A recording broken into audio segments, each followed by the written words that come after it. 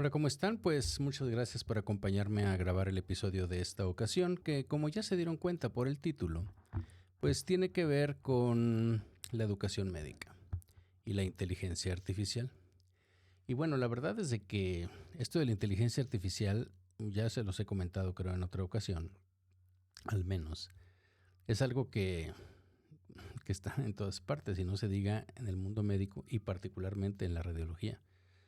A veces es prácticamente todos los artículos que aparecen en el índice del Radiology, a veces hasta me cuesta un poco de trabajo escoger cuál tema para el podcast, porque prácticamente todos hablan de inteligencia artificial y a mí me encanta, pero pues la idea no es que hablemos exclusivamente de esto, pero bueno, hay cosas en las cuales evidentemente no podemos brincar o dejar o a pasar por alto como si esto no estuviera sucediendo. Esto está pasando y esto es algo que tenemos que considerar, sobre todo aquellos que estamos involucrados de alguna manera, como se trata el artículo de hoy en la educación médica. Entonces, este es una reflexión, es un punto de vista, salió ayer en Llama, es de 3 autores que son de la Escuela de Medicina de Harvard. Y bueno, se me hizo muy interesante y adecuado para platicar con ustedes, para analizarlo, para reflexionar. Entonces, a ver qué les parece y vamos a empezar.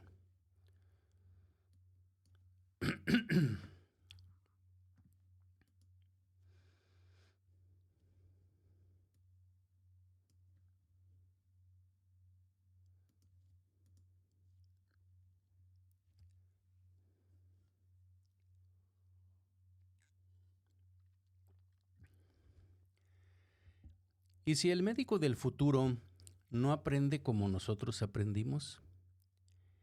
¿Y si su principal maestro no es humano? Hoy quiero que nos detengamos a reflexionar juntos sobre un tema tan fascinante como ineludible: el papel de la inteligencia artificial en la educación médica.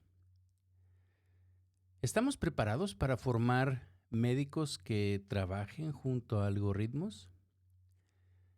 ¿Sabremos preservar la esencia humana de la medicina en un entorno cada vez más tecnológico? ¿O simplemente vamos a dejar que las máquinas tomen decisiones por nosotros?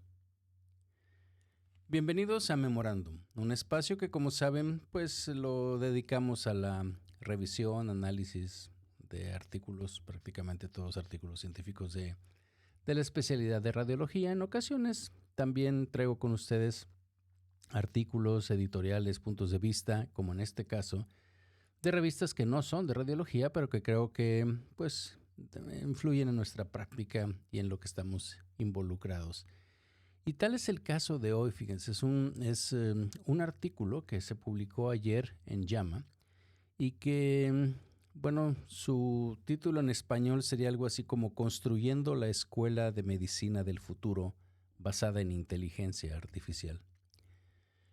Como siempre les voy a dejar el link del artículo para todos aquellos que quieran revisarlo, pero quiero compartirles de alguna manera, digamos que es una lectura un poco crítica y reflexiva y creo que va más allá de lo que viene en el texto y finalmente pues busca lo que siempre busco con ustedes aquí, ¿no? Que es conectar esto con nuestra práctica diaria y creo que de alguna manera todos decimos que los médicos, bueno, tenemos algo de profesores o de maestros, todos, ¿sí?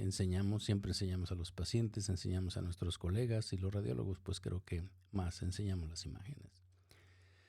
Entonces, vamos a poner esto, como les digo, está basado en este artículo.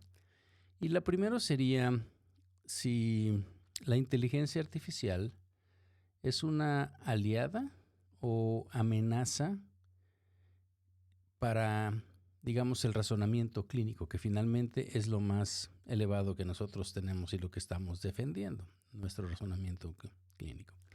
Entonces vamos a comenzar, digamos, como con una paradoja, como algo de lo que ya he platicado con ustedes aquí, creo que al menos en dos episodios de Memorándum, Y en este caso es como los modelos de lenguaje, como el ChatGPT, pues han demostrado rendimientos, yo diría que impresionantes, ¿no? En exámenes médicos que están bien estandarizados. Y de eso ya les he platicado, tanto en Estados Unidos como en Europa, en Gran Bretaña, ejemplos y artículos que hablan sobre esto.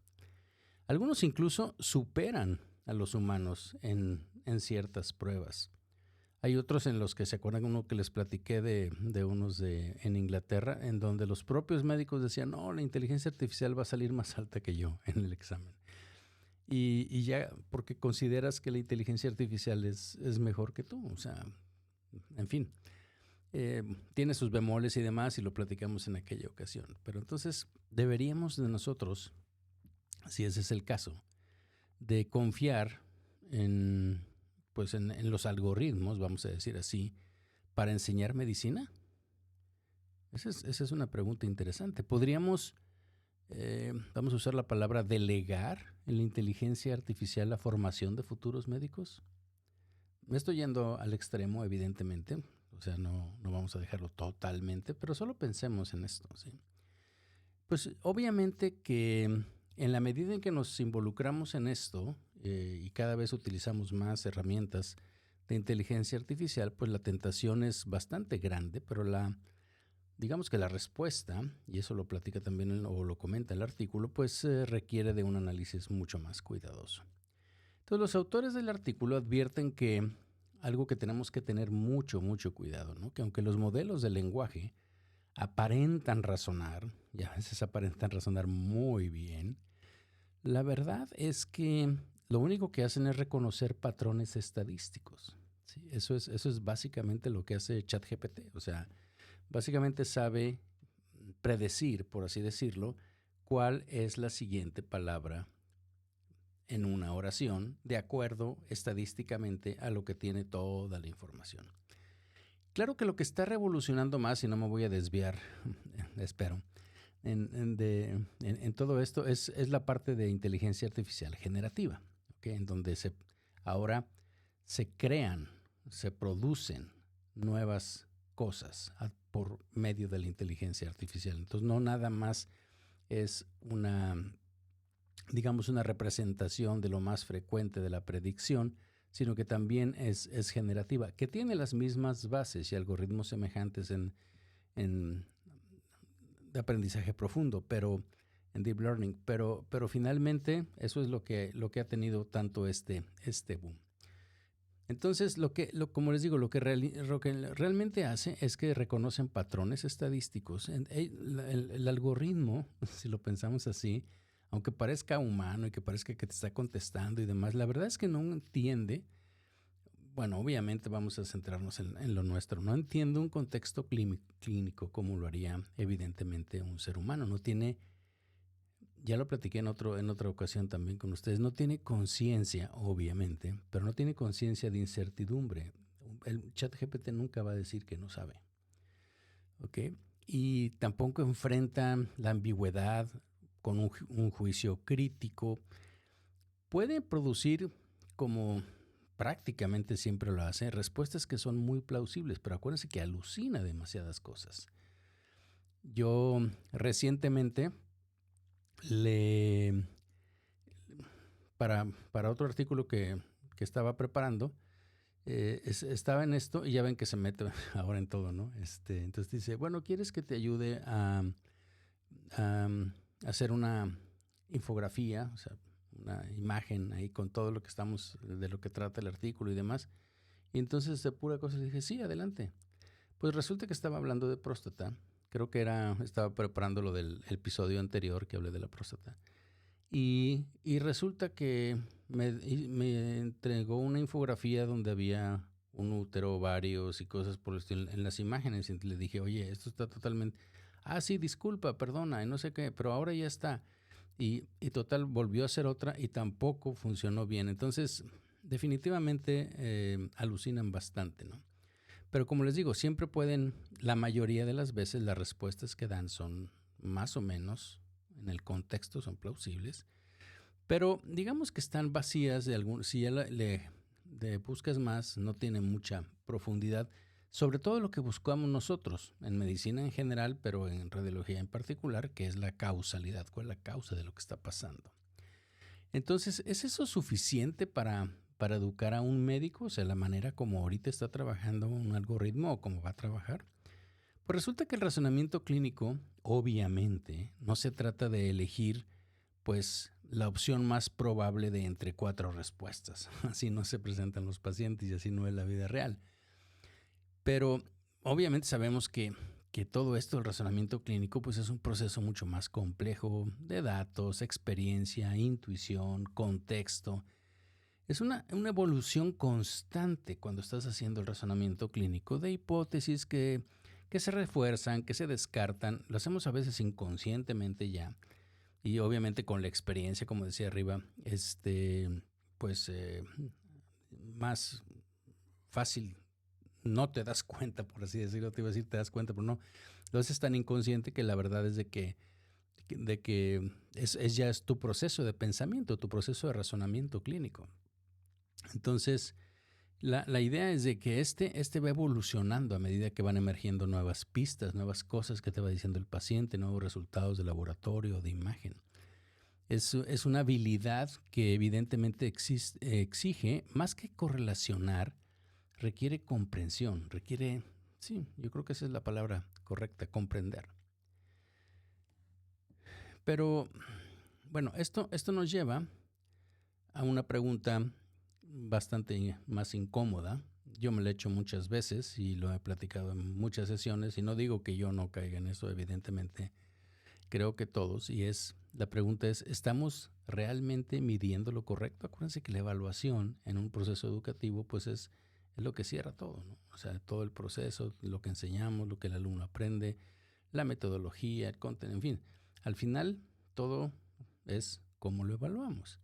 Entonces, si los exámenes tradicionales evalúan y premian, vamos a decirlo así, la memorización y la asociación, pues entonces no nos debe de extrañar que los modelos de lenguaje grande, estos LLMs, pues les vaya muy bien, evidentemente, porque para eso son geniales, son buenísimos.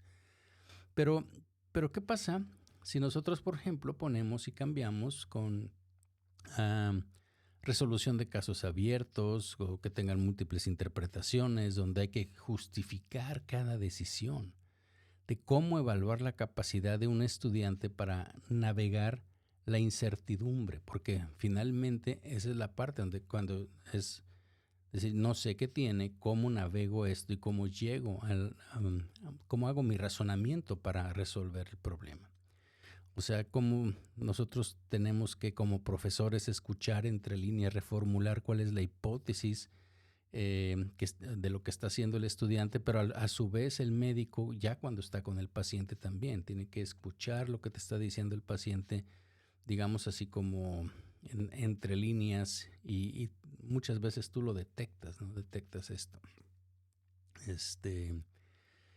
Y aquí está uno de los, digamos, pues aportes más valiosos del artículo, que es la necesidad de crear nuevas métricas y desafíos educativos. Y a veces eso es bastante incómodo para nosotros como profesores, ¿no? El hecho de que tú digas, bueno, no es tanto como lo que hemos platicado también de que si esto produce plagio o no y que para hacer una tarea, para hacer una narrativa, en fin, pues probablemente no es lo que más necesitamos en medicina o lo que más evaluamos. No voy a desviarme otra vez, pero lo de copy-paste, esto lo hemos hecho desde muchas generaciones, ¿no? Si antes me preguntaban la biografía de un personaje, pues comprabas una estampita y la copiabas. Y eso siempre ha existido, pero el problema está en que ahorita estamos pensando en que esto se está perdiendo, esta parte del razonamiento clínico. De hecho, hoy salió una publicación del Foro Económico Mundial donde vienen las actividades, viene una cruz, ya no, a ver si ya no me desvío más, pero bueno, ya les dije, y donde vienen básicamente cuáles son las cosas o actividades humanas que con el uso de la inteligencia artificial se van a potenciar, van a desaparecer, van a dejar de ser útiles y demás para el 2030, o sea, ahorita.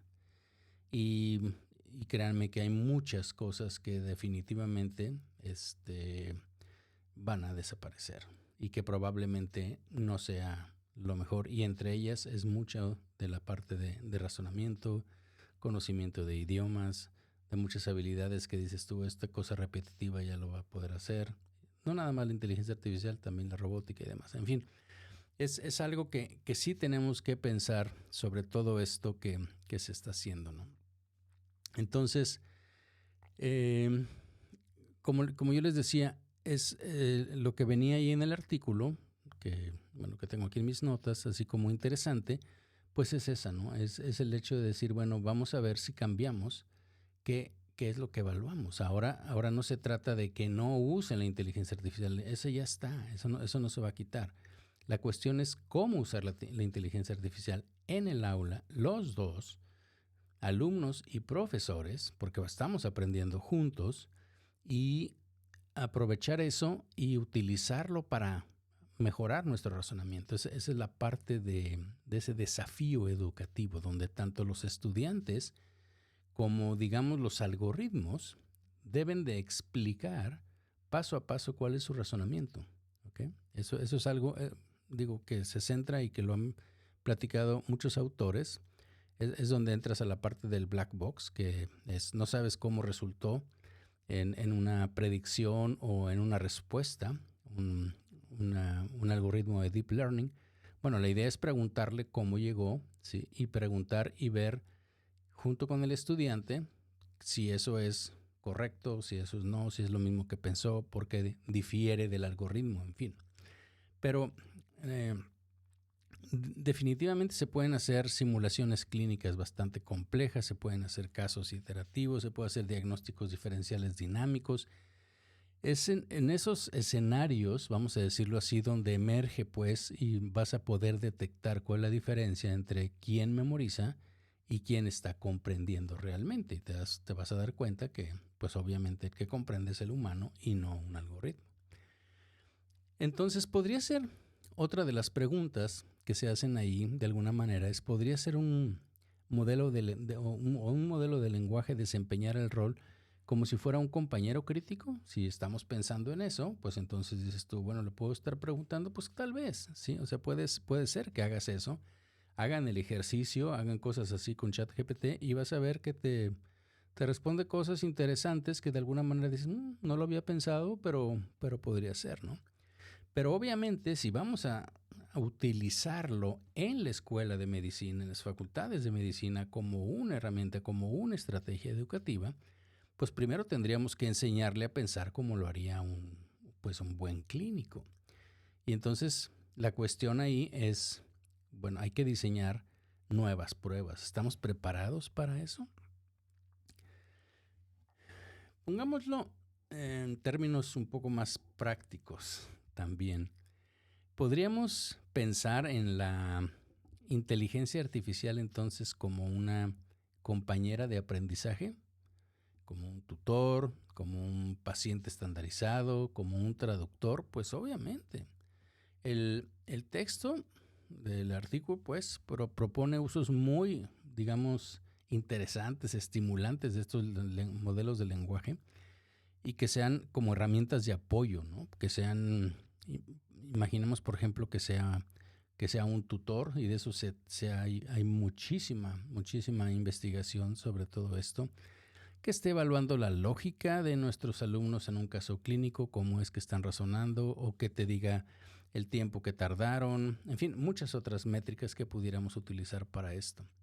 La otra es que desempeñe un papel como un paciente estandarizado. ¿Sí? Si tú le dices que se comporte como un paciente X y se lo presentas al alumno, pues puedes hacerlo que tenga una presentación atípica de una enfermedad común o también enfermedades raras, ¿no? Incluso otras cosas que puede hacer definitivamente pues es traducir un artículo que sea complejo, por ejemplo, que lo pueda hacer más comprensivo, si lo queremos, por ejemplo, que lo comprenda, valga la redundancia, pues un estudiante de primer año. Entonces, la otra cosa es que fíjense que hay una realidad, ¿no? Y es un contexto en donde muchos hospitales tienen, digamos, una limitada diversidad de pacientes o una baja exposición a ciertas patologías. Hay hospitales en donde tú no vas a ver cierto grado o cierto tipo de patologías. Entonces aquí es donde los modelos podrían brindar, digamos, una formación que fuera un poco más amplia, que fuera más equitativa, que fuera escalable, o sea, que tú fueras enseñándole cosas cada vez más complejas y que de alguna manera dices, puedo estandarizarlo, o sea, puedo hacer que al menos estén mis estudiantes, todos los estudiantes expuestos a todos estos escenarios, ¿ok? Entonces, ¿cómo asegurar entonces que estos escenarios, que son generados obviamente por inteligencia artificial, realmente sean realistas, que sean, otra cosa muy interesante también, que sean culturalmente apropiados, que sean éticamente sólidos? Acuérdense que esto no es magia, ¿sí? La manera en que se ha entrenado a todos estos algoritmos, el más conocido obviamente ChatGPT, pero muchos de los que están, es con la información que nosotros humanos hemos manifestado en la tierra, pues lo tenemos escrito, básicamente todo lo que está en internet, los libros, la cultura, todo lo que tengan. Pero eso mismo lleva implícito nuestros sesgos. Los sesgos que tenemos raciales, los sesgos que tenemos de género, los sesgos que tenemos de muchas cosas, ¿ok? Entonces, esa información no necesariamente siempre está o es culturalmente apropiada o es ética, ¿sí? Desde el punto de las perspectiva de diferentes poblaciones, diferentes personas. Esto evidentemente es una idea, se acaba de presentar también en un foro que participé del Observatorio de Inteligencia Artificial en Educación Superior, sobre la democratización del conocimiento médico, que esto es obviamente pues una promesa. Si es así, si lo puedes hacer, pues es sumamente interesante, muy poderosa, pero solo será, digamos, virtuosa si se basa en que esto sea responsable y que sea colaborativo. Y aquí es donde la medicina y, digamos, la ingeniería, pues deben de caminar juntas, ¿sí? Y básicamente trabajar juntos. Y ahorita les platico porque esto me hace que, pues que pensemos en algo que es fundamental, ¿no? Y es, de alguna manera, preservar lo humano en tiempos del algoritmo, en tiempos en los que estamos viviendo. Y por favor, no nos confundamos. No quiero decir que la inteligencia artificial no deba reemplazar lo que hacen los médicos. Yo lo que creo que nos va a potenciar, y eso creo que ya me lo han escuchado muchas veces. Entonces yo creo que eso es lo que va a pasar a medida que los modelos de lenguaje asuman tareas que son cada vez más rutinarias. Definitivamente eso va a ir sucediendo, como la documentación, revisión de expedientes y demás. Pues creo que nosotros debemos de redoblar nuestra formación en razonamiento clínico. Otra de las cosas que no debemos de perder es esta comunicación, ¿sí? Comunicación empática, o sea, qué es lo que está pasando con el otro, con el paciente, con mi prójimo. Tener un juicio y tener un juicio ético que no necesariamente siempre va a estar presente en los algoritmos de inteligencia artificial. Eso puede ser, ellos te van a dar una respuesta que sea más eficiente, no necesariamente que sea más ética o que se acomode con la cultura, como les digo, del paciente. Porque tenemos que comprender, ¿sí? Estar seguros de que en un momento determinado, cuando falle la tecnología, cuando se caiga el sistema, cuando haya otra vez una pandemia como de la que acabamos de salir y que nos obligue a volver, digamos, a lo esencial, pues vamos a necesitar médicos que sepan explorar un paciente, escuchar una historia clínica y construir una relación de confianza, que eso es algo que no siempre se puede hacer a través de redes sociales, a través de Zoom, videollamadas y cosas por el estilo. Y eso es algo en lo que tenemos que enfatizar. ¿Sí? Ya tenemos unas cosas en las cuales sí podemos hacer que la IA nos ayude, ¿sí? Para muchas cosas, pero entonces ese tiempo que nos queda debemos de utilizarlo en reforzar otras cosas.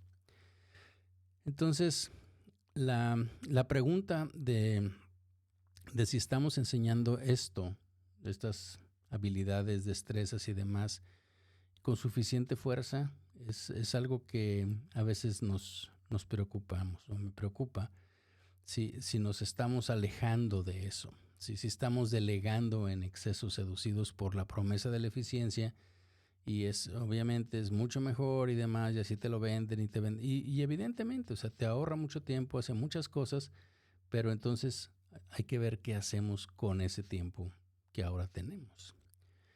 La dualidad que plantea el artículo yo creo que es muy clave, la de formar médicos que sean competentes tanto en los entornos de inteligencia artificial como sin ella. Entonces yo creo que ese es realmente al final pues el mensaje, ¿no? Esto implica que hagamos ejercicios deliberados que fortalezcan esas habilidades clínicas que son tradicionales. Yo creo que eso es sumamente importante, sin ayuda de ninguna tecnología, pues obviamente para que esto no se vaya atrofiando, como les digo que pasó o que está documentado en esta gráfica del World Economic Forum, que vienen todas esas actividades que se van a ir desapareciendo.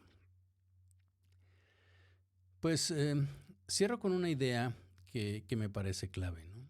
No se trata de, creo yo, de adoptar la inteligencia artificial por moda, ¿no? Solo porque, bueno, todo el mundo está hablando de eso, pues entonces vamos a meternos en esto, ¿no? Yo creo que hay que integrarla como un método pedagógico, hay que integrarla con métodos pedagógicos que ya estén comprobados y de usar su potencial yo creo que esto es bien importante, para cerrar brechas, no para crear nuevas brechas, porque este es uno de los grandes problemas. Y esto va a ser, pues a lo mejor en lugar de democratizar y de ayudar a que todo esto esté para todos los estudiantes, resulta que va a ser nada más para algunos que tengan ciertas características, cierta infraestructura de computadoras, de teléfonos, en fin. Perdón. De formar.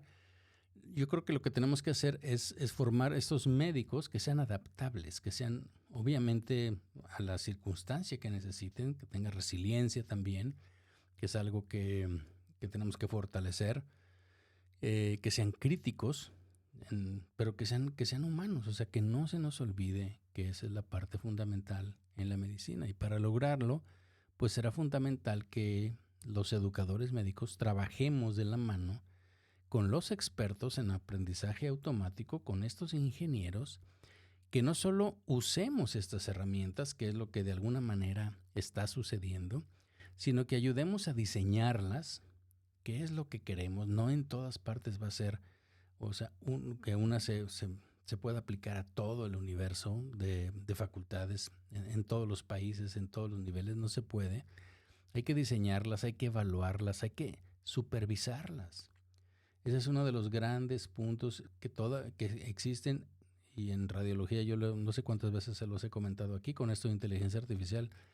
Puede haber muchas que estén liberadas, clear, por la FDA como dispositivos médicos, pero de ahí a que estén validadas, ¿sí?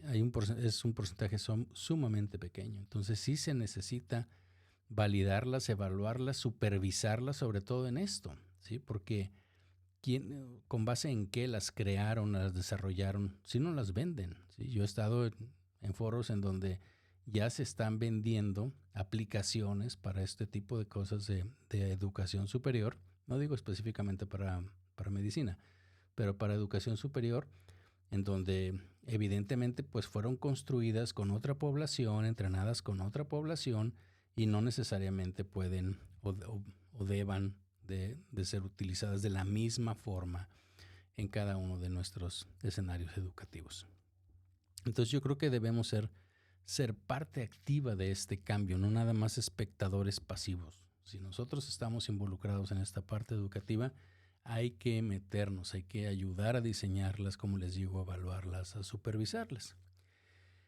Y bueno, yo creo que sobre todo, ya al final, pues que mantengamos el foco en lo que es esencial, que es formar médicos que tengan un rigor intelectual, que tengan sensibilidad ética y que tengan compasión humana. Pues, como siempre, muchas gracias por acompañarme en este episodio de Memorándum, en esta reflexión. Y les quisiera preguntar, ¿no?